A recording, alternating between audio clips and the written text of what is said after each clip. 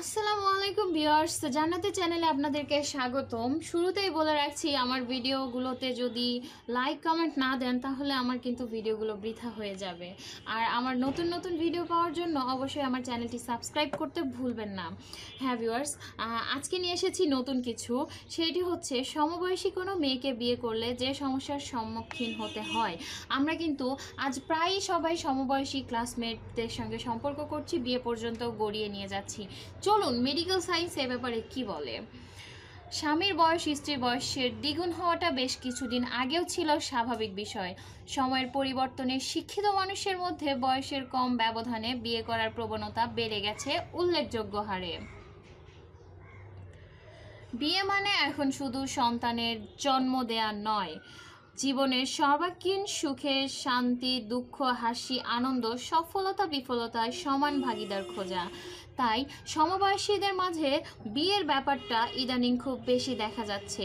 একই সঙ্গে পড়াশোনা বা চাকরি করতে গিয়ে কাছাকাছি আসা, মনের মিল খুঁজে পাওয়া এবং শেষে ঘর বাঁধা সমবয়সী স্ত্রীর সঙ্গে বন্ধুর মতো সব কিছু শেয়ার করা যায়। নিজের ভালো লাগার বিষয়গুলো তার সঙ্গে মিলে যায় সহজেই। বিষয়গুলো আবার সব সময় একই রকম থাকে না,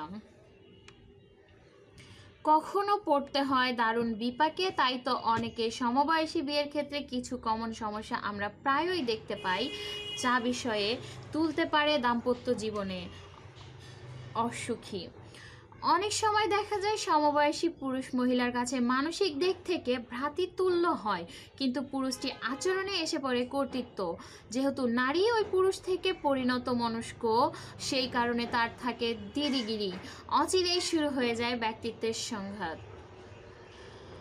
আবার এমনও হয়, যুক্তি বুদ্ধি নিয়ে গড়ে ওঠা মেয়েটির নিজস্ব চিন্তা ভাবনাকে সম্মান দেখানোর মানসিকতা থাকে না পুরুষটির। মেয়েদের যেহেতু পারপার্শ্বিকতা বোঝার ক্ষমতা একটু বেশি, ছেলেটির তুলনায় মেয়েটি যখন বেশি সচেতন, তখন তা হয় দাম্পত্য জীবনে মতভেদ, জটিলতা ইত্যাদির কারণ। একে অপরকে যথাযথ সম্মান দিতে নারাজ, আবেগের ভাটা পড়লে সম্পর্কের পরিণতি হয় ডিভোর্সে। ছেলেটির তুলনায় মেয়েটি যখন বেশি সচেতন হয়, তখন তা কিন্তু দাম্পত্য জীবনে কঠিন হয়ে দাঁড়ায়। তবে এই সংঘাতের মধ্য দিয়ে কেউ টিকে গেলে আসে আরেক ঝামেলা। দুজনের বয়স যখন 40 থেকে 45-এর মধ্যে, নারীদের জীবনে এটি একটি টার্নিং পয়েন্ট।